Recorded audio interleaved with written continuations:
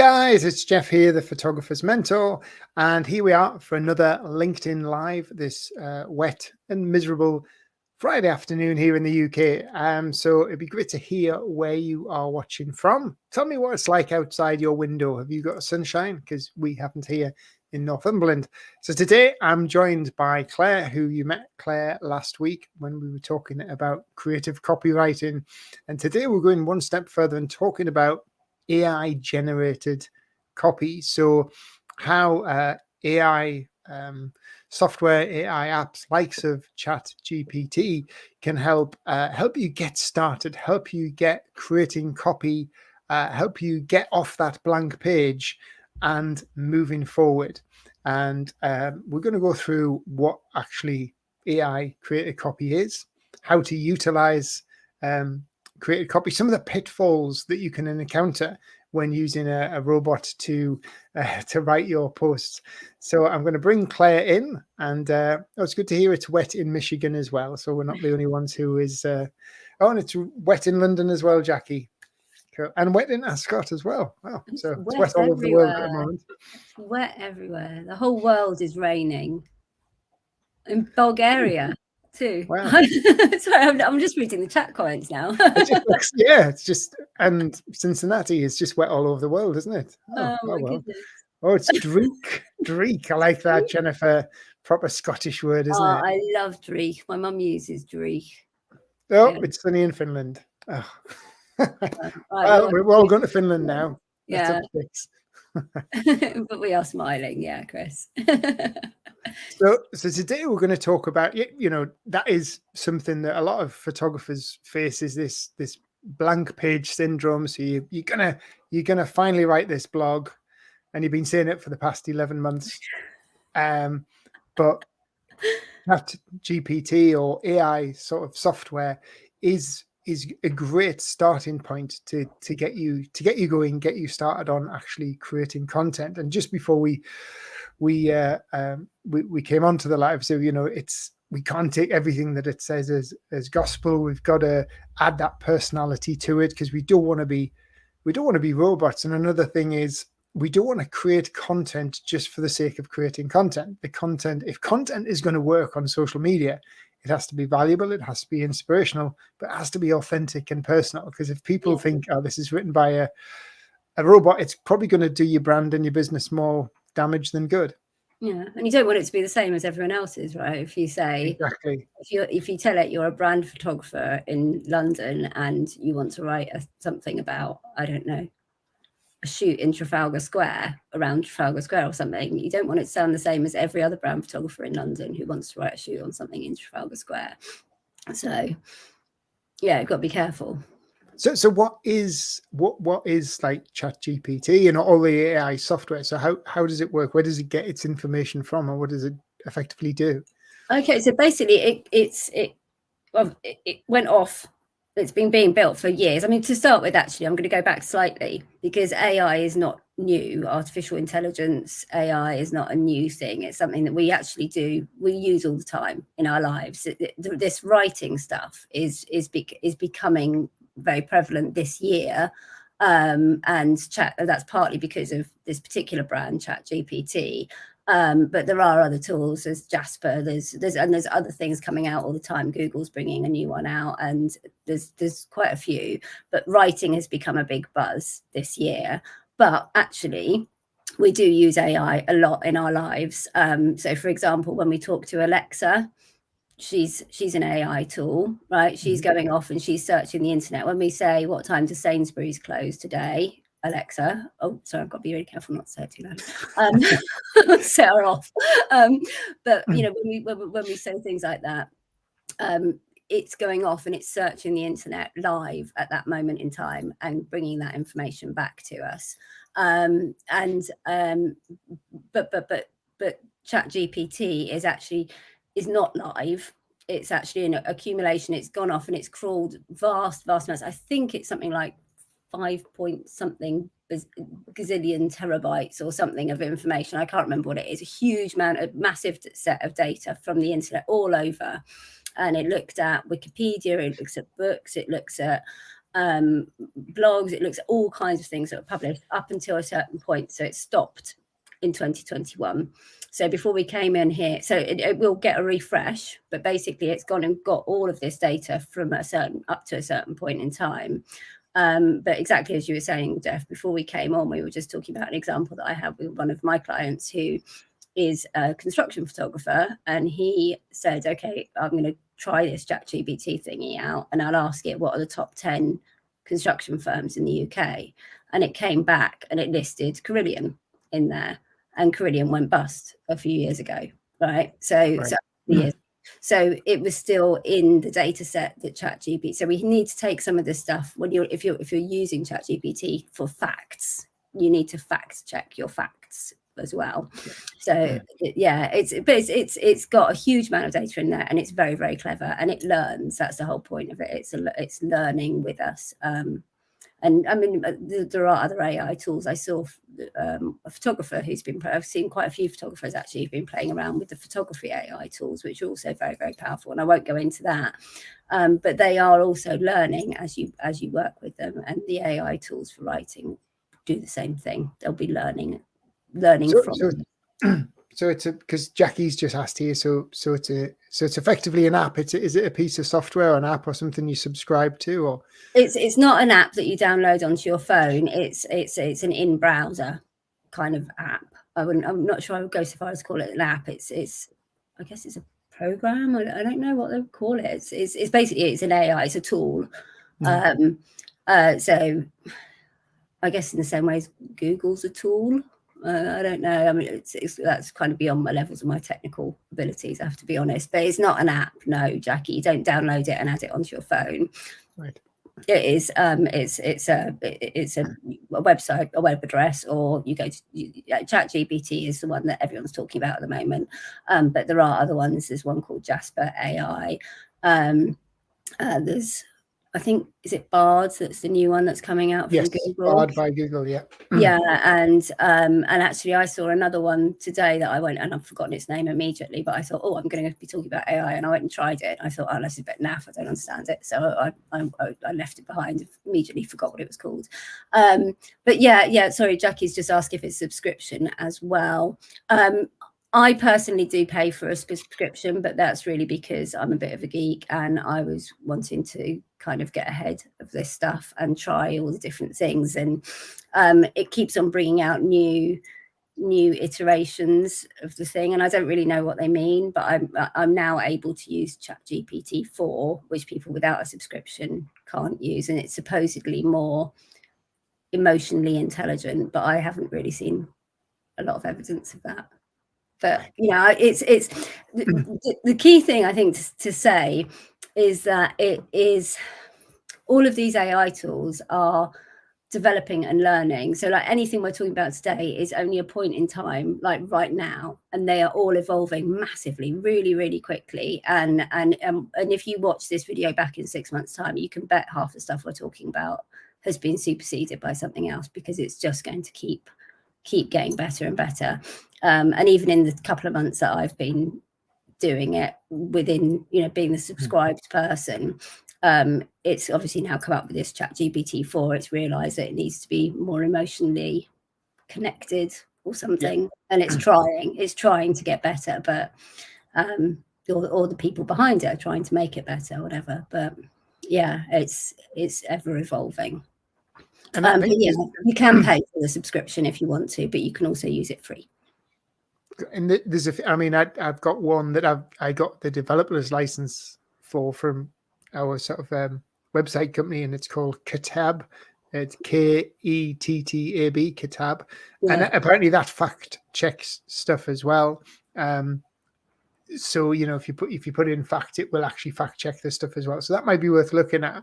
Yeah. But I think the overall thing about AI is actually understanding the purpose of utilizing it and what you're going to be doing it for. And I think one of the things I'll be totally honest, I've not used it yet. Now I like my own voice when I'm creating content on my LinkedIn personal page, and also on my LinkedIn and on my Facebook personal page. However, in my on my Facebook business page, and also my LinkedIn company pages, I have somebody else. I create the content for me, but try to keep it in my sort of my sort of speak, so it doesn't sound too unjeffy, if you know what I mean. So I suppose if you thinking about, initially probably one of the starting points might be if you are writing blogs, or you want to get writing blogs and you want to be helping and inspiring people, giving people information. So you're a wedding photographer,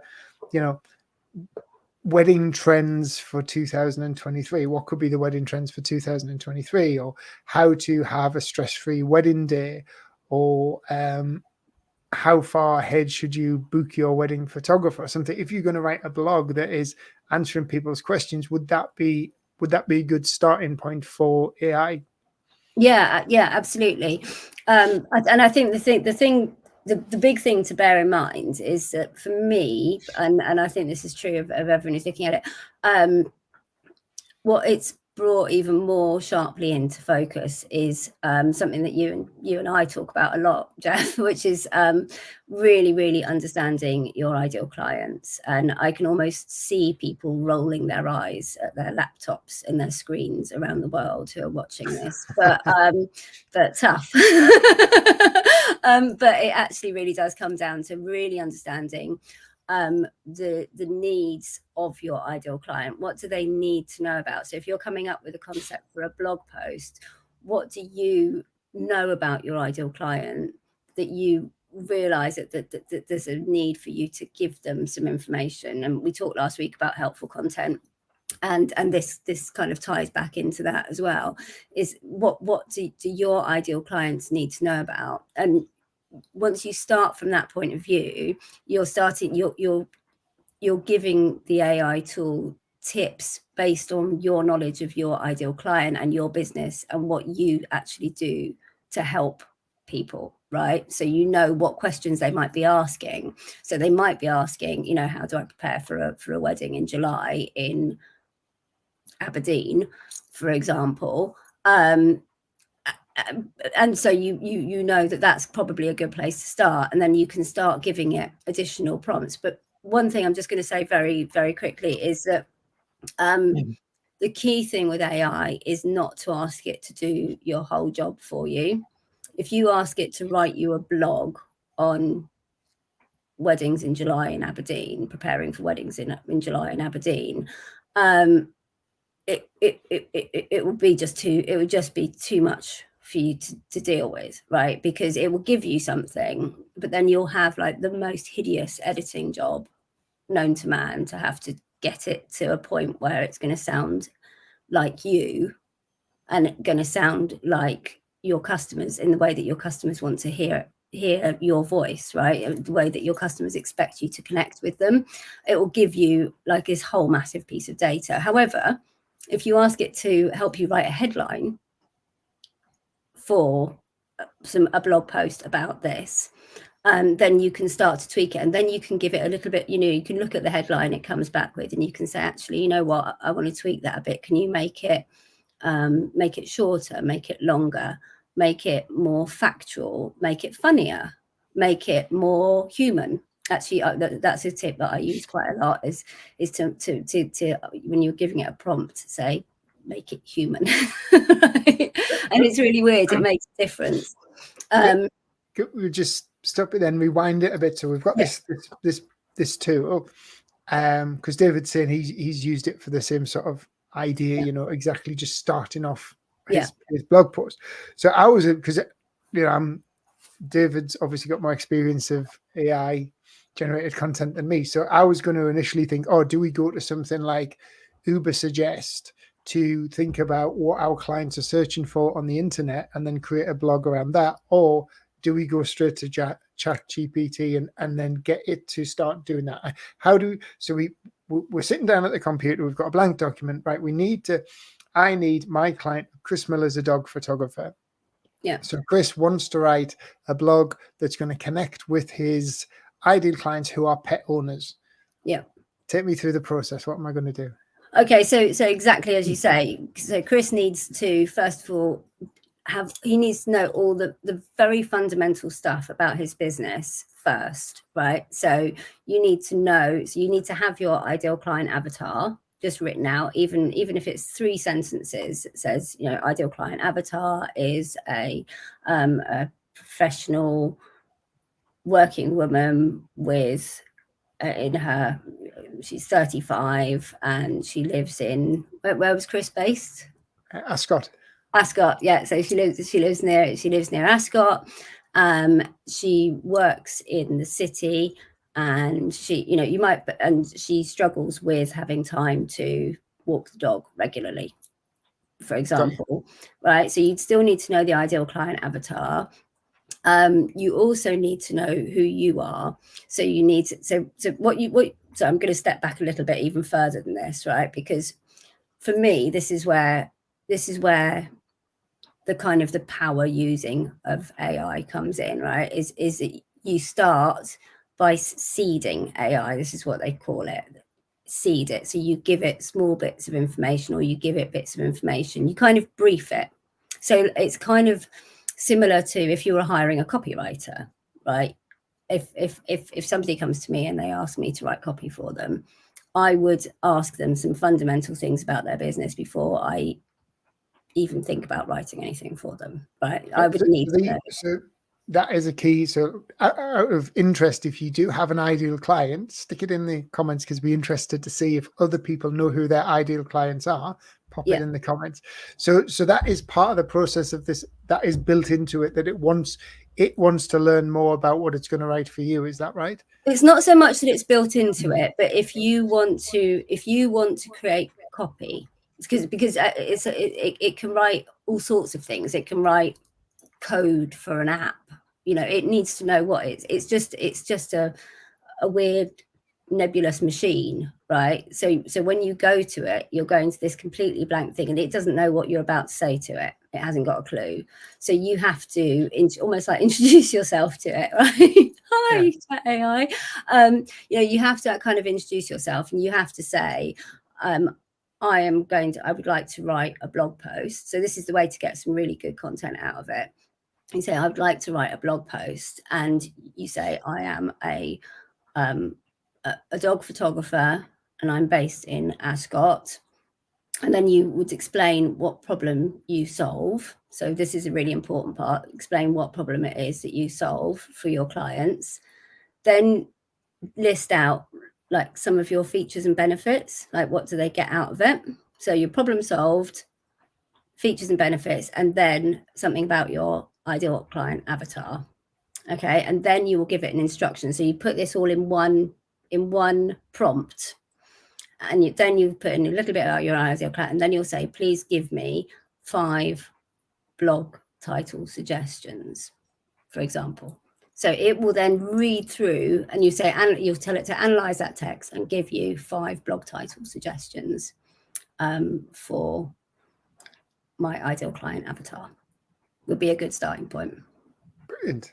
So I mean, like Chris has said here, he's Chris is very in depth.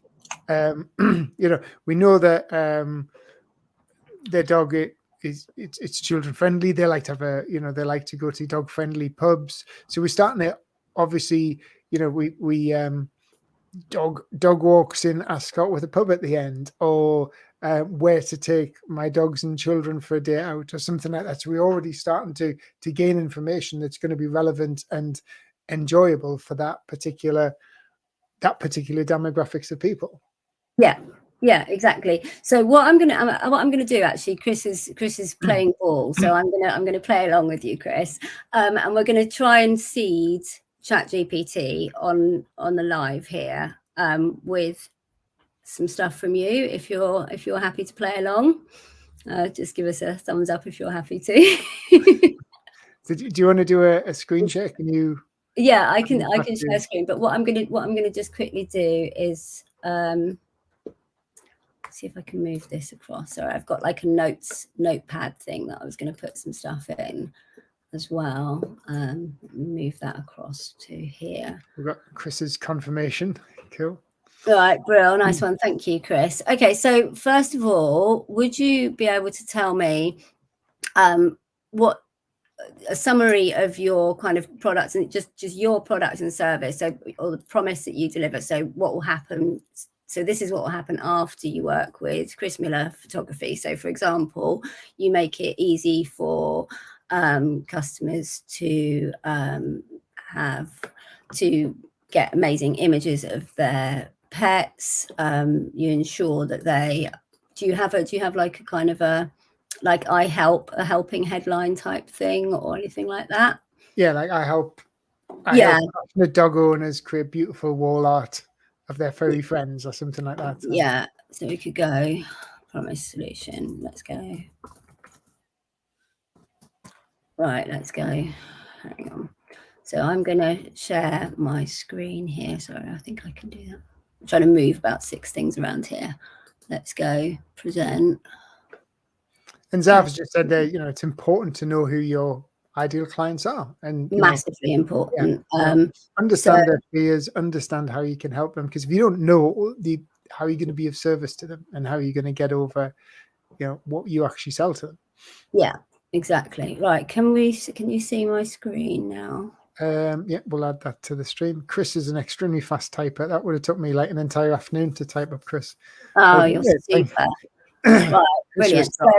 So right, so let's go with, right. Zav thought I said kebab. I probably did, Zav, because I haven't eaten today. I'm starving. I could do with a nice chicken kebab. Right, so let's go. So this is what you get when you open a ChatGPT. You get that. Yeah, you get this kind of analyze. What am I doing here? Sorry, analyze. Okay, this is what happens when I try and do things without analyze the following text.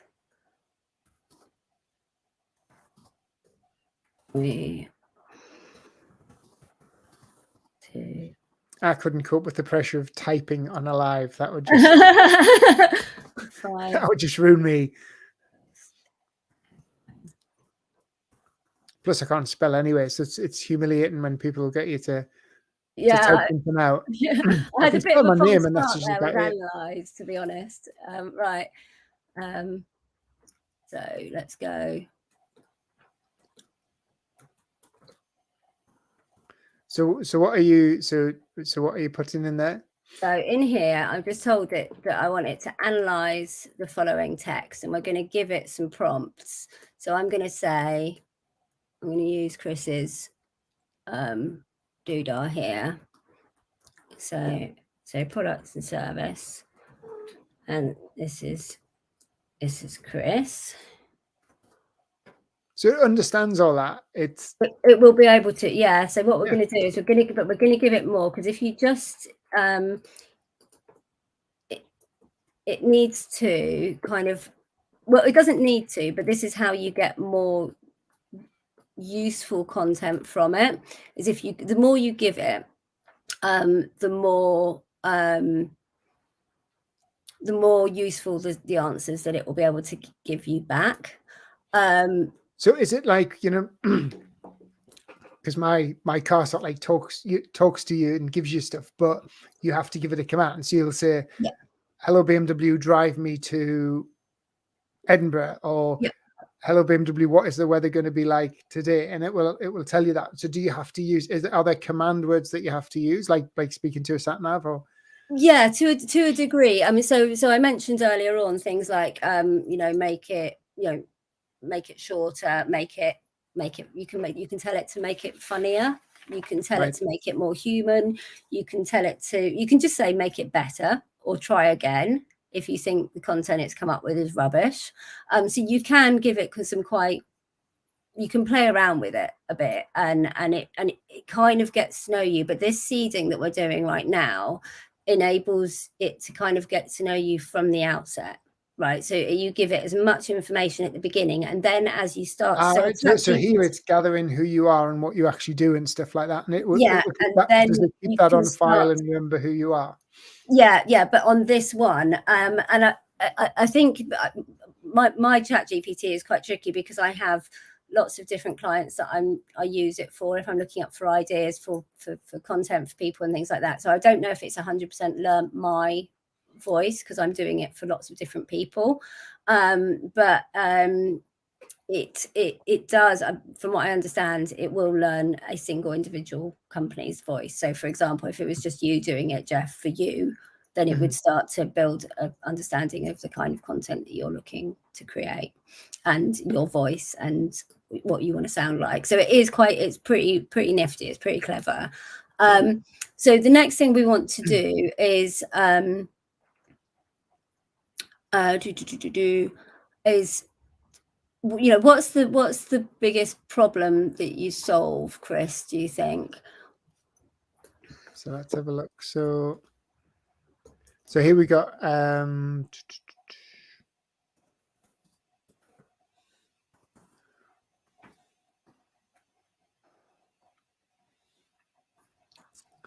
would say, you know, is it helping dog lovers create great pictures of their dog? So they don't have enough pictures. Yeah, of their fault, or they can't take professional pictures. You know, they can't get really good pictures of their dog because their dog moves around too quickly or won't sit still. And if you do have any questions as we're going along, please keep firing them. Yeah, please do, because it'll be really yeah, we can have their dog. So Jackie was just saying, as you're typing away there, so it remembers who you are, even with the free version. You don't have to keep putting that in every time you ask it to create a new post. Yeah, it should learn who you are. You will still want to, each time you start a new session, you'll still want to give it some information about what you want it to do today. So like a bit like, you know, asking for directions in your car, you still want to kind of give it you want to give it new direction for the day. Or you want to give it a new direction based on the piece of content that you want to create today. Problem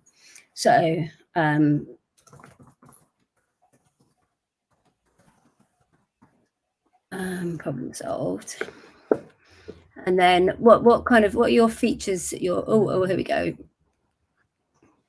So two things really: capturing permanent memories of dogs, showing their true personality. So that is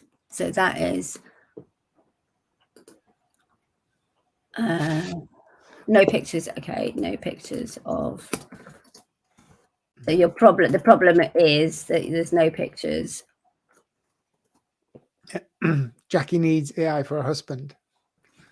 Just get a robot, Jackie. Yeah, easily replaced. Oh, thank you. Very few people have picked the ideal client with their dog.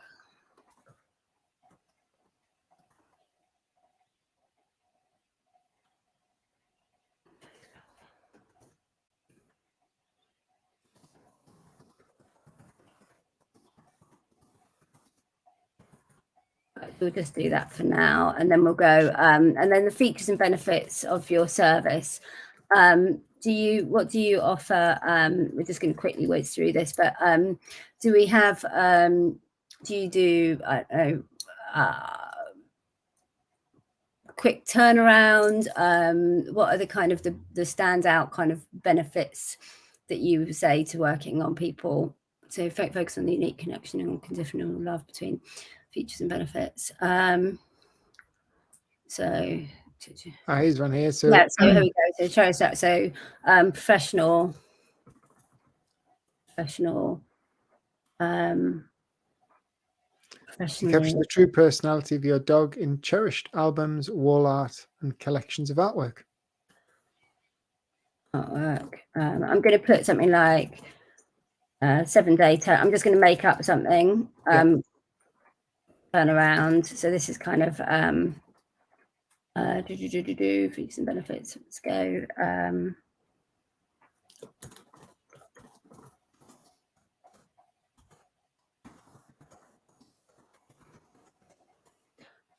And then your ideal client, we had that, didn't we?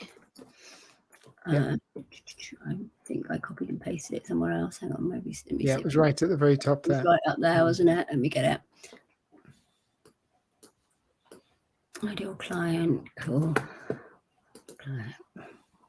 So we're just showing Chris's ideal client on the screen there. Chris didn't realise when he came to this live that he was going to get picked on. Poor man. Lives in Ascot. Doors a dog. Right. So okay, let's go. And then we're going to ask ChatGPT.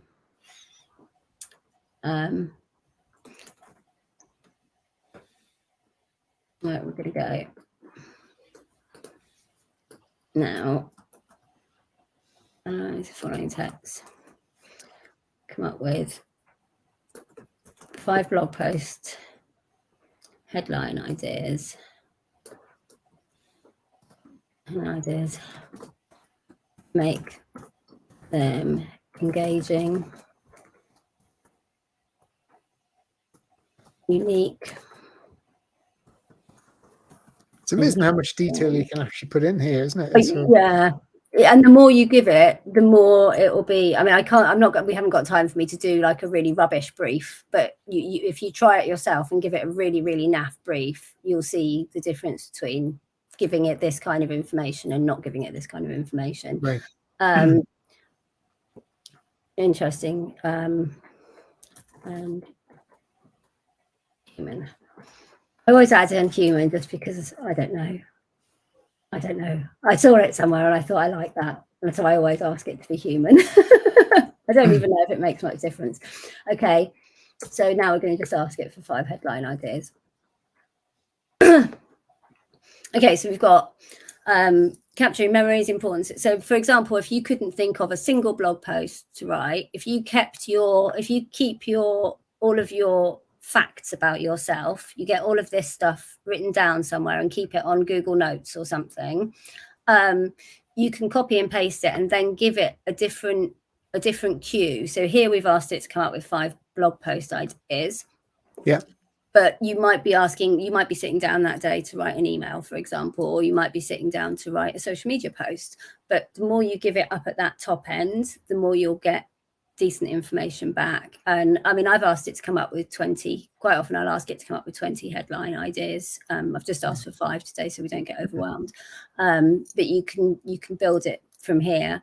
So you've got like capturing memories, importance of professional dog photography for dog lovers in Ascot, why your dog, and you can see they're kind of okay, right? And they're not too bad to start off with, but you would want to make this much more kind of personal, right? So maybe you'd pick one of these and you'd want to start building into the next stage is to start looking at your ideal client avatar, for example. So I'm going to just give you another little tip. Okay. Chris has just said he loves number 5, but I can't even see number 5 because number 5 is I've got my glasses on, but I can't see it. Personality, creative ideas for capturing the perfect pet portrait. Okay, so within that, then you might say, so if we were to go that. So at this stage, would you think, right, that's a really good headline, I'm going to ask it now to create a blog, or is that rushing into? It's probably rushing in a bit too early. It's like going on the 5th date before you've had to finish the cheese on your first date. Right. Cheese course. No, it's not. You can start to build, but what I would do, I would say I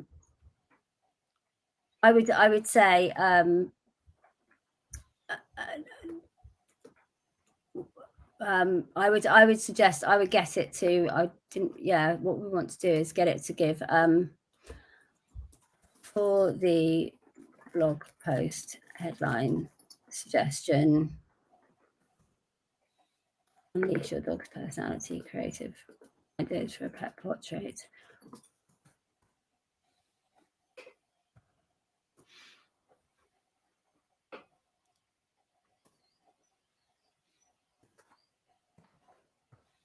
Oh, poor Karen can't get in. She's trying to log in. She's trying to sign up.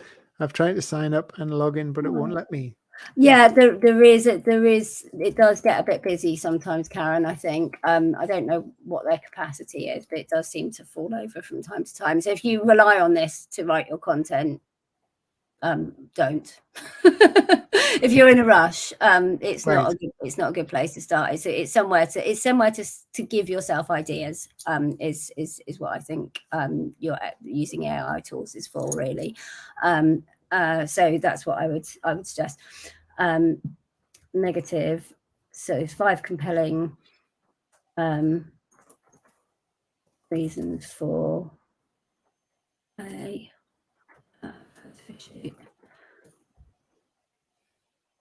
I'm just coming up with. So you might. So what have you just said there? Because I can't just see said 5 compelling reasons for a photo. That's not a very good prompt, though. I'm going to give it a different prompt. But you might go 5 for the blog heads. So you can give it another clue here. So I've just said give it 5 compelling reasons for dog photo shoots. But here we go. Provide 5 ways to capture perfect pet portrait. Okay, so this is quite good. If you can't think of ideas, right, you don't know where to start for getting your 5 ideas down, then you can also, I mean, you could have asked it for 10 ideas or 20 ideas, and then you could choose your favorite 3, 4 or 5 from that. But here it's kind of, ways to get a good portrait, incorporate their favorite things, incorporate their treats and toys, get on their level, get down to eye level, using natural light, finding unique angles, and letting them be themselves, which are probably 5 pretty good reasons, I would say. 5 good ways. So what it's done here, it's gone out onto the internet, or it's looked in its bank of resources for content that has effectively been produced by other people. Is that right? Yeah. Open source content. And then does it rehash the content, or does it put it? It pretty much rehashes it, it might rewrite it a little bit. It's not going to. There's quite a lot of debate at the moment, I think, about privacy and copyright protection on words, and the same on photographs actually as well, because it's really, really hard to police whether it's picking up a specific string of words from somewhere and then putting them into your suggested content, or whether it's rewritten them. It's really difficult to actually police that information. So it's part of the AI debate at the moment. But this is so if I write a blog post, so I suddenly write a blog post about how to get more engagement on LinkedIn, and I spend ages writing it myself. When I put it out there, am I effectively putting it out there for AI bots to pinch and rehash? To a degree, but I don't think you're in any immediate danger. I mean, I think the people who are really worrying about this stuff are people like the newspapers and the publishing industry, who've got a lot of stuff out there which is not behind gated. It's not price. It's not, you don't have to pay to read their stuff, and now they're getting worried that But I think in terms of you writing the odd LinkedIn post, I don't think you're going to find that your LinkedIn post will be picked up and copied verbatim and put out by somebody else. But the problem is that, as you can see, it's fairly generic content. So this is why I say it's brilliant for getting ideas.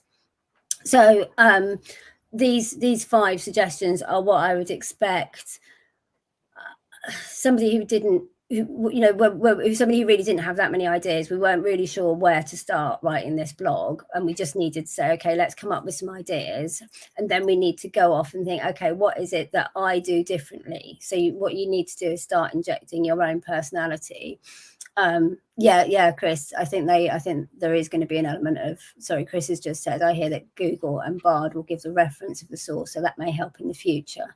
So that's exactly. I think that's the kind of thing that's coming out, because a lot of people are getting worried about basically content being nicked, whether it's images and photographs, or whether it's words and copy that people have written. But the thing that I'm just going to say here is, when you start, what you really want to do is when it starts getting really clever, is when you start asking it for things like, if you go and you've got your ideal client avatar, for example,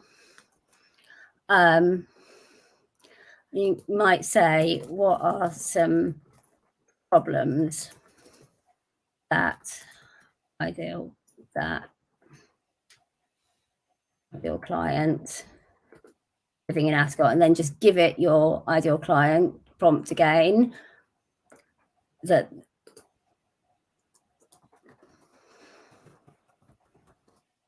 client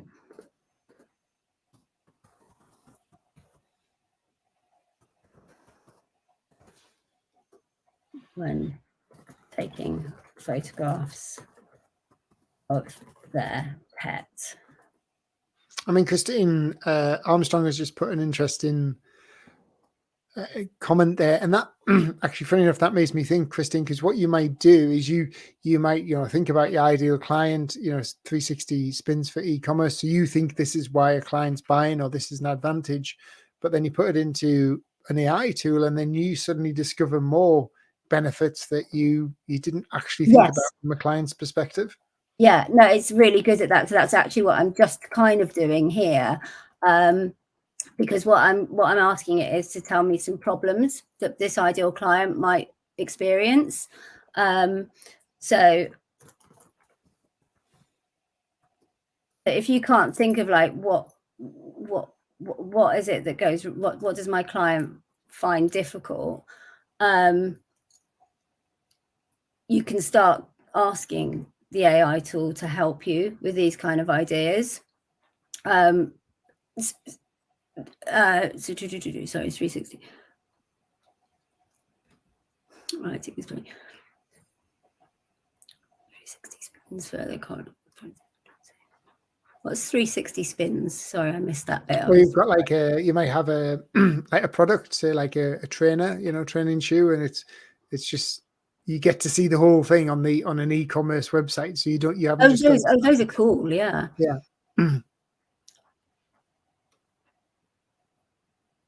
Yeah, absolutely. So yeah, using so you can talk about the advantages and the disadvantages. So what problems might my ideal client have if they don't use 360 spins, for example.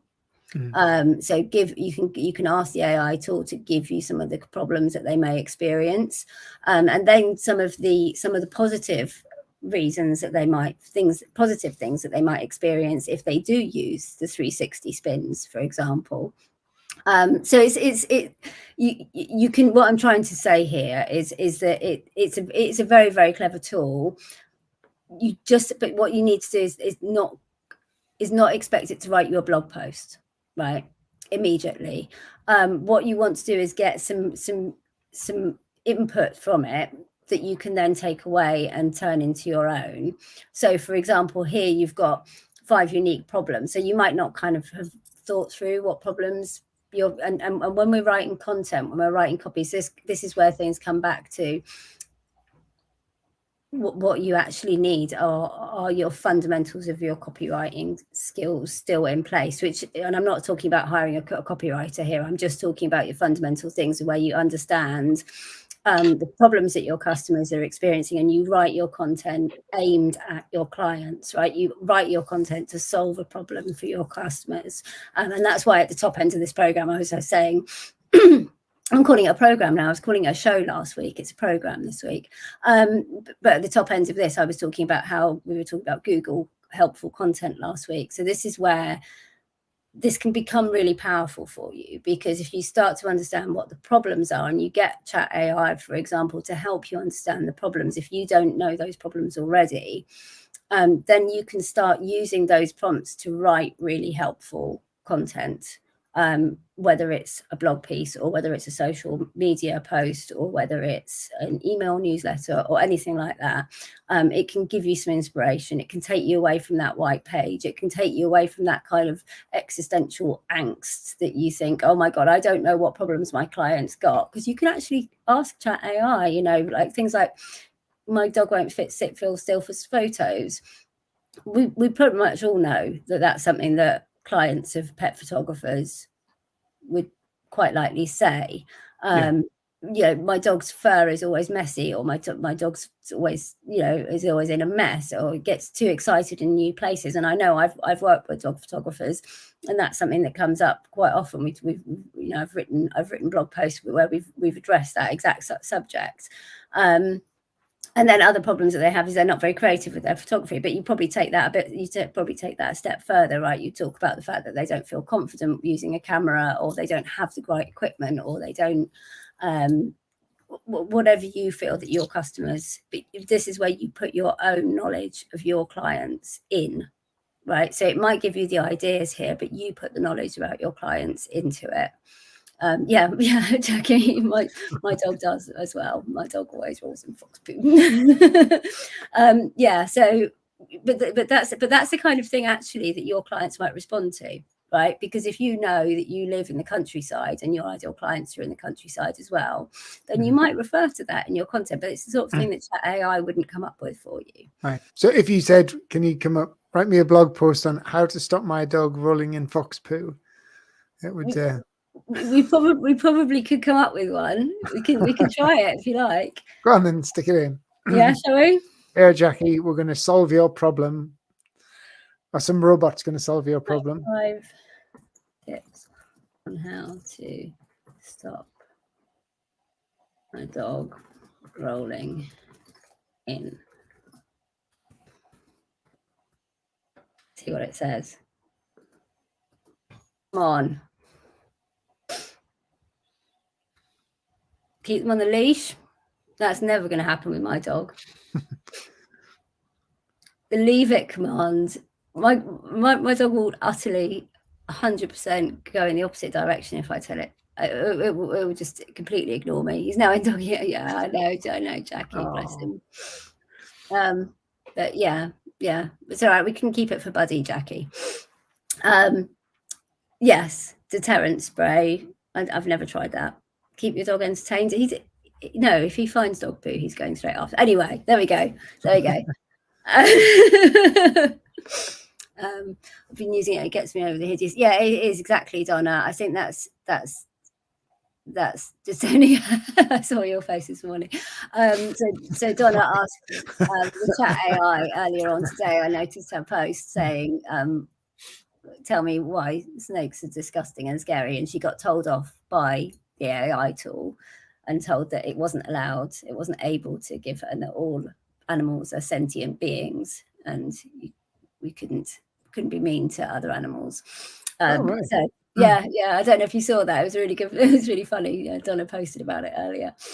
But yeah, I mean, basically what I'm trying to say to you is it's really good for getting you off the blank page, but you do need to, I'm going to stop sharing, I think now. Can I stop doing that? Stop screen share. We can always go back to that in a minute, but the key thing is to kind of build up the story bit by bit.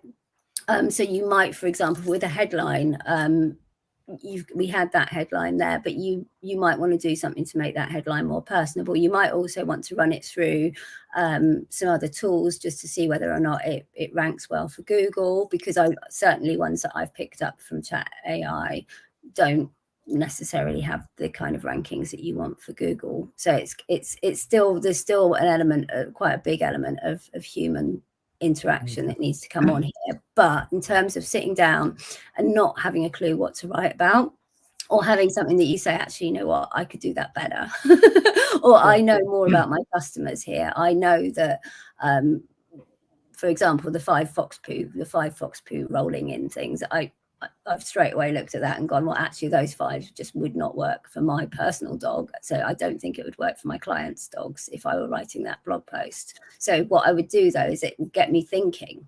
Right. So that will get me thinking. I'll be like, well, no, why do I disagree with that? Because I've got 5 of my own ideas. So going from I think it's good for no ideas. When I start first working with a photographer on a one-to-one basis, we go through the branding exercise, and then we go through sort of the discovering the ideal client, which a lot of my photographers don't really understand who their ideal client is at first. They're like, well, anybody who wants pictures. No, they don't. it's not anybody who wants pictures. It's, you know, it's people who value what you got, who want a solution to and then the further we go into it, we understand what the client's needs are, and they're not just buying a picture, they're buying a solution, or they're buying an emotional connection. And so I suppose it'd be great discovering more that you might think, oh, I never thought of that. I didn't realize people might want images for this reason or for that reason, or, you know, it gives you a bigger understanding about the way people perceive the value of photography in different ways around the world, in different niches, in different areas. And it might give you something, a selling point that you never actually first established. Yeah, absolutely. And I think it's quite interesting, because I talk a lot about asking for clients' testimonials and that kind of thing, and I think those are obviously those are really important, but I quite often talk about stuff that people don't necessarily want to ask their clients about, which is probably some of the stuff that you could kind of get Chat AI to help you with. So something like, you know, what did you do with the photographs afterwards?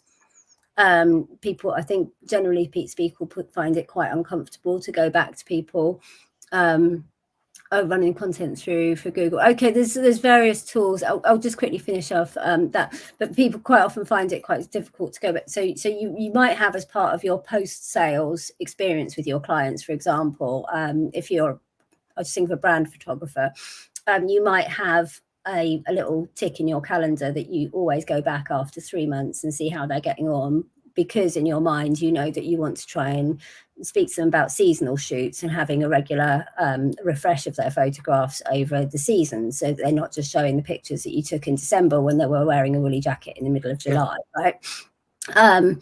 But a thing that I quite often encourage people to do to tack onto that conversation would be to say, you know, how did you get on with your photographs? Did you did you use them? What did you use them for? How did you find your clients responded to them? And I think that level of information is still difficult to ask for, but I still think it's really, really valuable. But you can also get some of that help from Chat AI now. So you can say, what is it that small businesses who, you know, write down your ideal client, what do they use the photographs for after they've had a professional photo shoot, for example?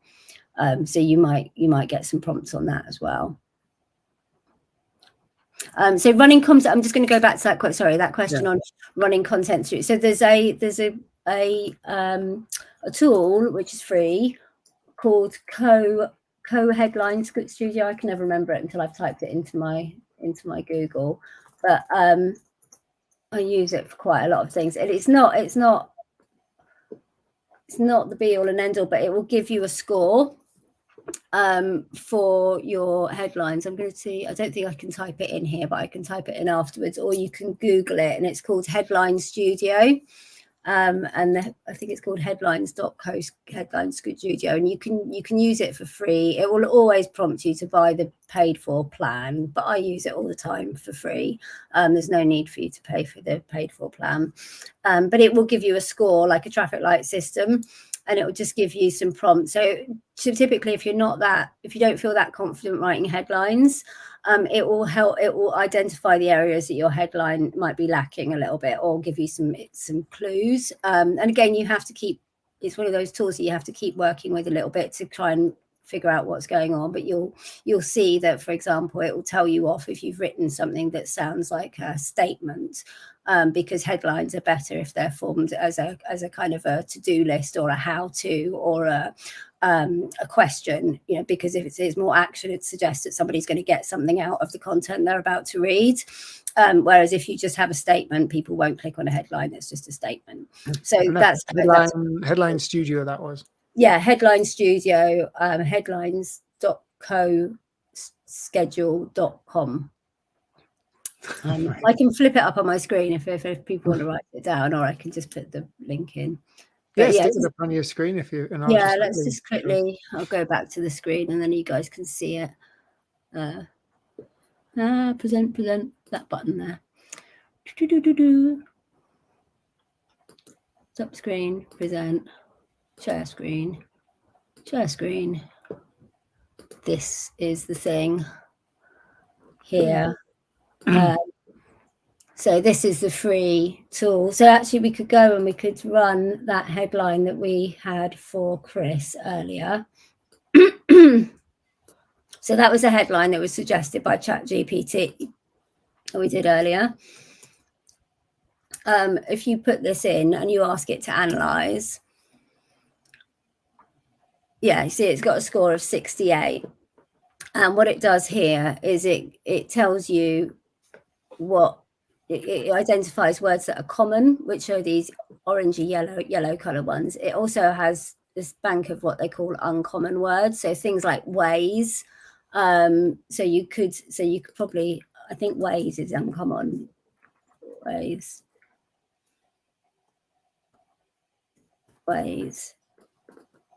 to capture. And then I think what we'd go, we'd make it a list. And you can kind of immediately increase it because you gave it 5 ways to that's gone up quite a bit. Yeah, it's gone green now then. Yeah, it's gone green. We like it in the green zone. But it will identify the words that are, so these are considered to be power words. Don't get your knickers too much in a twist about that, because they, depending on which tool you're using, different ones have different things like emotional words or power words.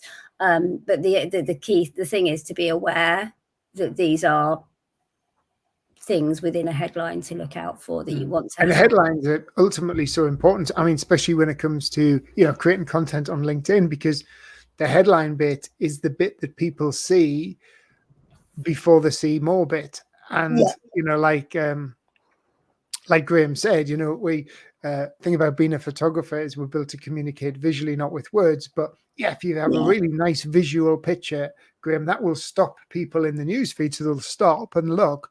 But then if they've got a headline that creates intrigue or maybe answers a question or does something, you know, I often find like a headline that maybe can be a little bit vague. So I remember using a headline once, you know, when I woke up, I couldn't stop crying. And then there was, so people think, oh, what couldn't Jeff stop crying about? You know, so it's like they've got to click that see more to understand the post. And when they click that see more, that, and then open the content out, and they've got something to read, a really good story or something that takes them through, you know, telling them a story, then asking a question at the end, which is really key on LinkedIn. It kicks that engagement. You know, the LinkedIn algorithm is going to love you. But as Donna said, you know, which I really like this, you know, Donna said there's a particular business owner whose blog post she'd been reading for a couple of years. And now she suddenly started posting 4 times a week instead of once a week. So it's obvious that and her tone of voice has changed. So it's no longer this business owner. It's a little robot. Yeah, it's so important, Donna. Thank you for that, because I honestly think it is an absolute godsend for people who don't like to write, and actually even for copywriters, I use it to get off the blank page quite often. If I'm just thinking I do not know where to start, you know, it's a grey, miserable day and I'm feeling like, oh, I just don't know where to begin with this. It's a brilliant way to get your mind kick-started. But just taking the content that it gives you and not putting your own personality, or not even putting your own and this again is not understanding it. If you understand your ideal clients, you understand what problems they're gonna, and you can write sympathetically, you know, you want to actually connect with your ideal client. You want to that's the aim of the game, right? We're not just here to pump out more and more content. And actually, Donna, that's a perfect example, isn't it? And I was going to make this point, is that we're not doing the stuff on LinkedIn. We're not putting the posts, well, I'm not putting posts out on LinkedIn because I'm trying to massively please an algorithm. I don't live my life like that, and I don't believe my clients live their lives like that, right? I'm putting stuff out that I think they'll find helpful. Right, I think when I put out a post, and Jeff, you're the same. When you put posts out, you're not doing it just, I mean, the byproduct is that, you know, we might be pleasing an algorithm somewhere, but actually what we're trying to do is put out content that we really think our customers are going to find helpful. And that's where if you say, oh, this is great, here's an AI tool, I can now put 5 posts a day on LinkedIn, and I'll be like, everyone will see me and it'll be amazing because I'll just have like just so much visibility. You won't, because you won't be connecting with people. Your content you'll be putting out will be fast, it'll be quick, it'll be like, you know, be like giving the McDonald's of your nothing wrong with McDonald's obviously, but you know, instead of you positioning yourself as a kind of premium photographer who's got thoughtful, intelligent ideas that they're giving forward for their clients, you're just basically serving them French fries, you know, and it's you're not going to create the relationship that we're trying to create on the social platforms and with our blog posts, because the whole point of putting this sort of time and effort into this work is because we're always, that's the holy grail that we're trying to get to, is to build that relationship, that virtual relationship with our clients, right? And to understand them better and to see what it is that they need, so that we can, in turn, we can tweak our services, right? We can make our services better for our customers because we get to know them better. So all of this, it all comes back down to like really understanding who your ideal customer is and making sure that you're putting out content that's useful for them, rather than. I think that, you know, that tone of voice is so important in that personality, because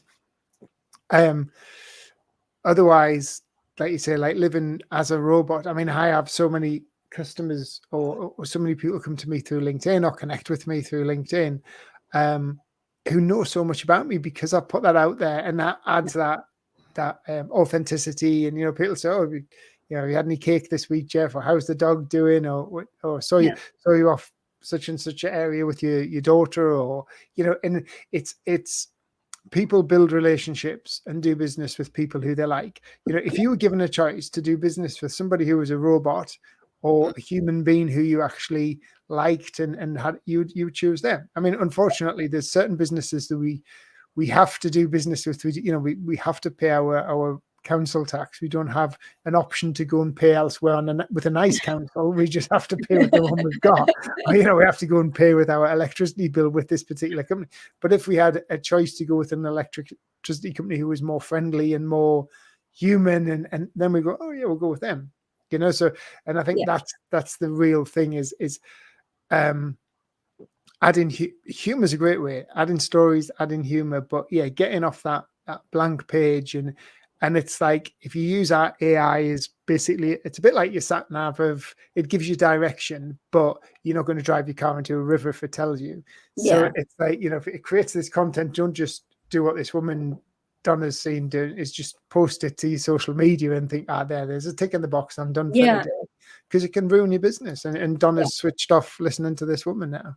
Well, exactly. Donna's not going to pay attention to her anymore because she's looked at it and gone, "Oh, that looks like it's been written by a robot. I'm not interested." Yeah, you know, it's not something that's going to add any value to me.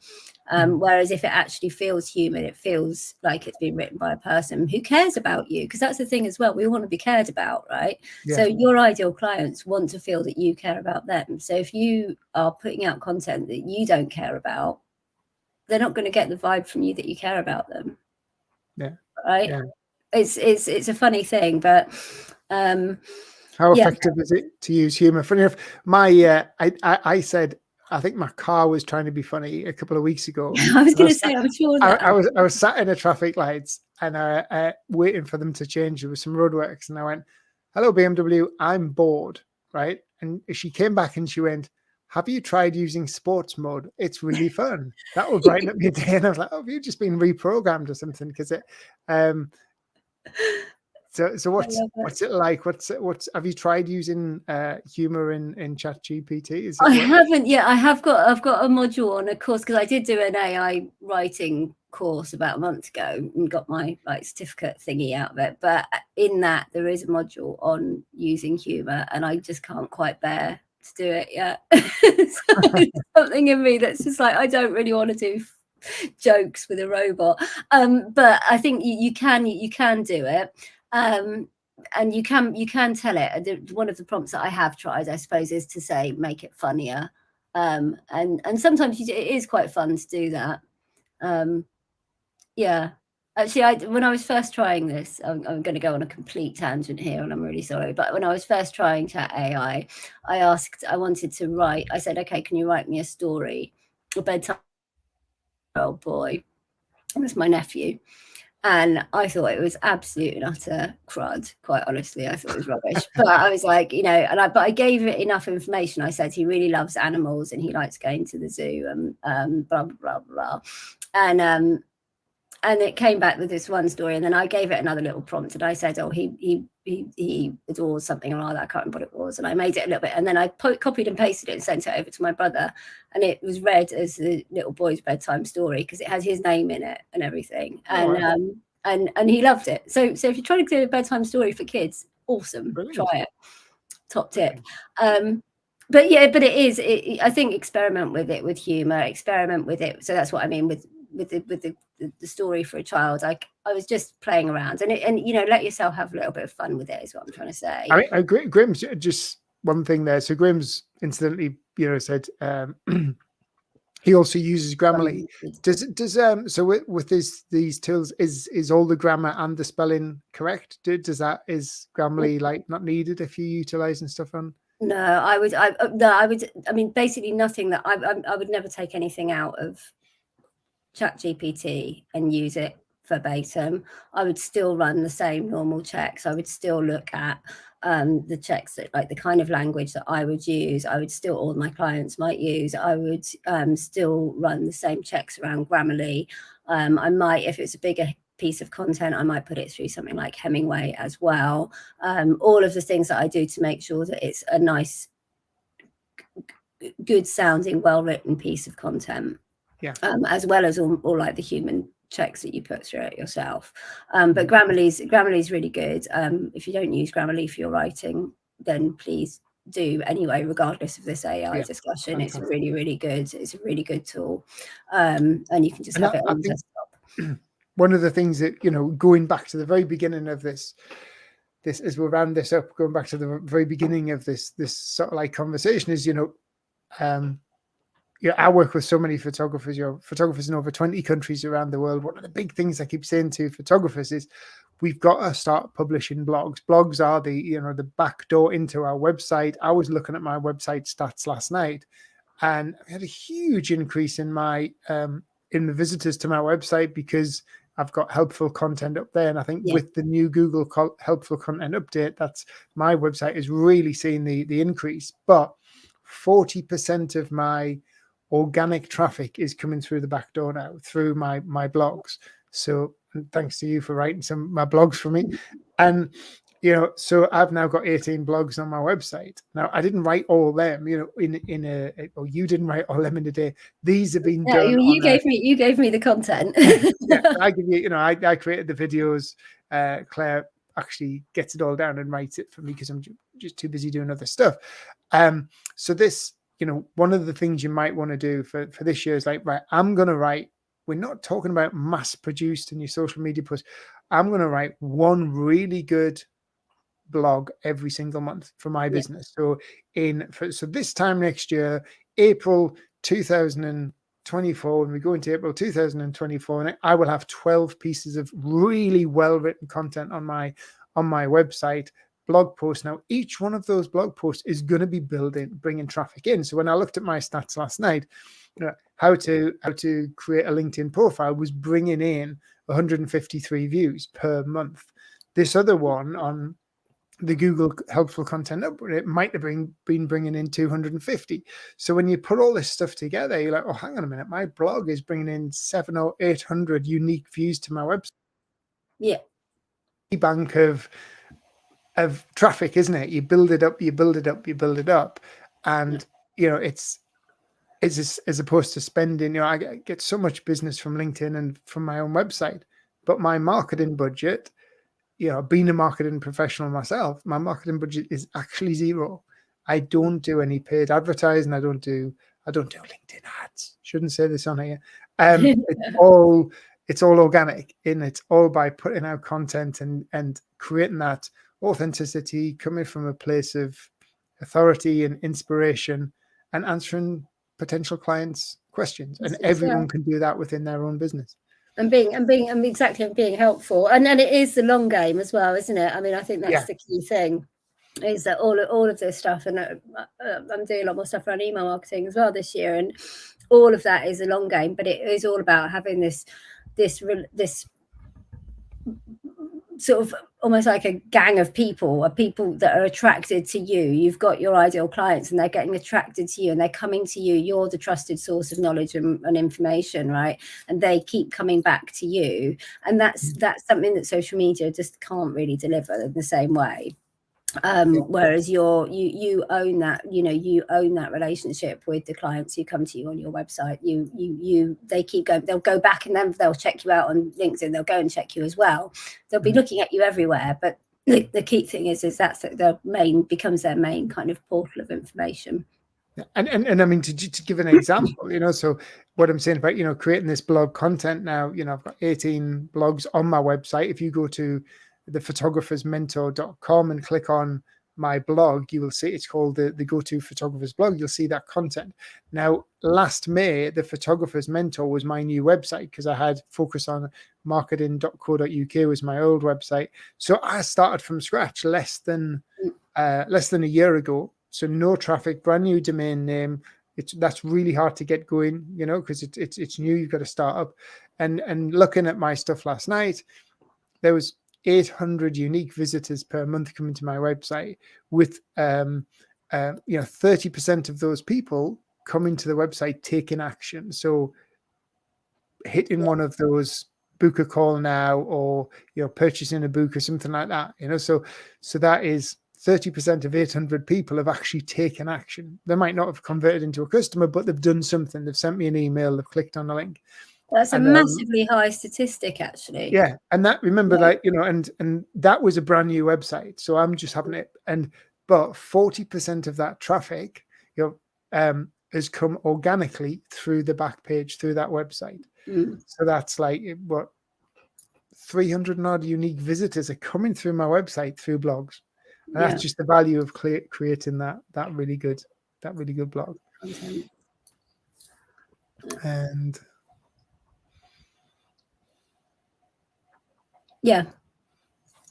no, I agree. But I think it is more difficult. I think that again, it comes back to like understanding exactly like your target market and who you're dealing with. Because even in a B2B environment, you can have a bit of humor, right? Even if you're selling to, I don't know, headshots to lawyers in the city, you can still have if you understand their language and you understand the kind of things that they would find funny. And generally speaking, we tend to align our businesses with the kind of people that we want to work with, right? Because they're kind of maybe a little bit like us. We see a bit of ourselves in them sometimes. So maybe you're a headshot photographer in London because you spend a lot of time in London and you hang out with people who are in their kind of industries. So you might get a good vibe for their kind of humor because you're in that world, in the same way as, Jackie and I get on well, because we've both got our Jack Russells and blah, blah, blah, blah, blah. And so I know that I can joke with her about things like the dog and fox poo and stuff like that. So we can talk about that kind of thing. But that's, you can use it's to do with understanding your ideal clients, isn't it? And it's to do with you can have humor, but I think if you know who your customers are, then you'll do stuff that they'll find funny. But you don't, if you try to be funny, it's like in real life though. If you try to be funny, you never are you? Yeah. But you've got some great information for us coming up. On creating really valuable content. So what is it that you're going to be giving away for free? Okay, so I'm just putting together a guide off the back of these two webinars. So last week we did Google and helpful content. Today we're talking about using AI, and I'm going to bring the two concepts together and do a kind of like a mini ebook, a little guide, and it'll be coming out probably towards the end of last week based on all the questions that we've had today and the questions that came up in last week's webinar as well. And if you want to register for it, what I did last week was I came back in and put the link into the chat retrospectively, but I can also and this is going to be written by Claire herself, not a robot, by the way. Yes, written by me, by my own fair hands. I'll get out a quill and everything just to prove it's really been written by a real life. Like the Samuel Pepys of the photography world. Yeah, I will be Samuel Pepys without the Great Fire. Was he in the Great Fire of London? I think he was, wasn't he? Yeah, that's right. Yeah, maybe without. Graham, if you just go to my LinkedIn hashtag, which is creating successful photographers. So hashtag creating successful photographers. And then you can, and if you follow that, you can see all the content I create, and you will see last week's live as well. So if you want to, just feel free, if you haven't got this link, if you want to pop in the comments, send me the link. And then when we come off here, Claire will go back in and she will send you the link for this great free PDF content guide written by a human. Written by a human. And the queen of copywriting, Claire Bigman. Sorry, say again. And the queen of copywriting, Claire Bigman. Yeah, I'll put a little crown in there and everything, and a little quill. But the other thing is that what I'll also include in there is some of that stuff we talked about earlier on, because I appreciate that when we were looking at ChatGPT, it was probably a bit like, especially if you've never seen it before. So I'll put a reminder of those prompts and some of the kind of the prompts that you can actually use for ChatGPT and other AI tools, just to so you can kind of give yourself a starting point when they call it seeding information into seeding. And it looks like people have been having, I know Karen said she's had a bit problem getting signed up, and so is it gets really busy as well. Yeah. Well, actually, when I was trying to get into it, I was getting really annoyed, and then I've got a techie friend of mine, and he said to me, "Oh, press return 3 times," and I said, "What are you on about?" And so I pressed return 3 times, and I got in. I don't know what that's all about. Okay. But yeah, guys, just pop send me the link, and I'll also put it in the chat after this. I can't, LinkedIn Live doesn't let you go and do it while you're presenting, unfortunately. Yeah. Well, Claire, as always, you've been an absolute star. Thank you very much for having me, and thanks everyone for being here. If there's anything else anybody who would be interested in learning about in future content, about creative copywriting, about creating, emails, blog posts, brochures, that sort of stuff, pop it in these posts, these comments, and we will have a look at that. And then me and Claire will think about putting another LinkedIn Live together to help you guys and get you creating amazing copy that ultimately leads to more customers. Yeah, absolutely. Put back after Easter sometime. Yeah. Don't eat too many Easter eggs. Yeah, exactly. Well, or eat loads. Depending on loads. Yeah. Well, thanks very much, Claire. You've been an absolute star, and thanks everybody for watching together. It's been brilliant. Have a lovely weekend, everybody. Thanks again, guys.